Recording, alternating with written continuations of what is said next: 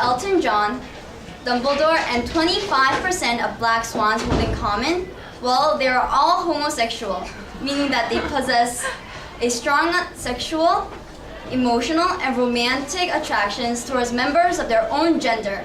And despite widespread attention, the causes of homosexuality still remain in a bit of a gray area.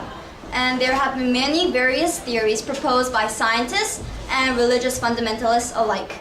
So today, class, we're going to delve further and focus on the causes of the most important and the theory that has been gaining the most importance and popularity in recent years, which is the theory stating that biological mechanisms were the key in determining your homosexuality. So first, I'm going to give a brief overview.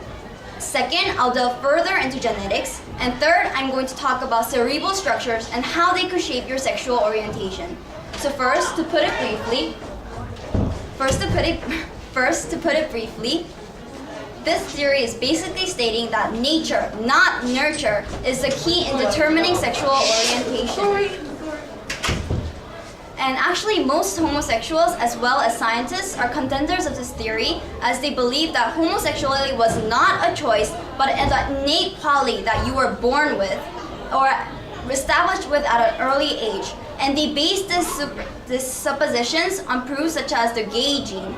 And although scientists were unable to find a single genetic material or clusters of genetic materials that could trigger homosexuality, twin studies show that genetics do play an important part in shaping sexual orientation.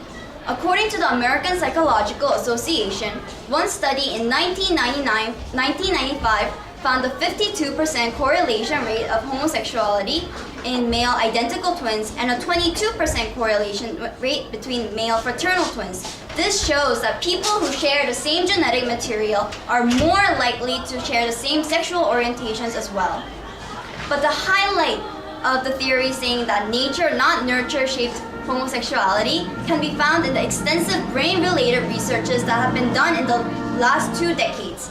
In 1991, Simon Lefebvre, a journalist and a neuroanalyst from San Francisco, wrote and published in the most prestigious article in the magazine Science that the clusters of nerve cells called the INAH3 were found twice as less amount in homosexual men than in heterosexual men. Well, what can this actually mean? Well, the INAH3 is a nerve cell that could be found in the part of their brain called the hypothalamus, which controls your sexual behavior as well as your hormones. So this means that gay men, like women, have less amount of these clusters as heterosexual men, which could make their personality more feminine. And part of their feminine personality is their attractions towards other men. So class, what have we learned today?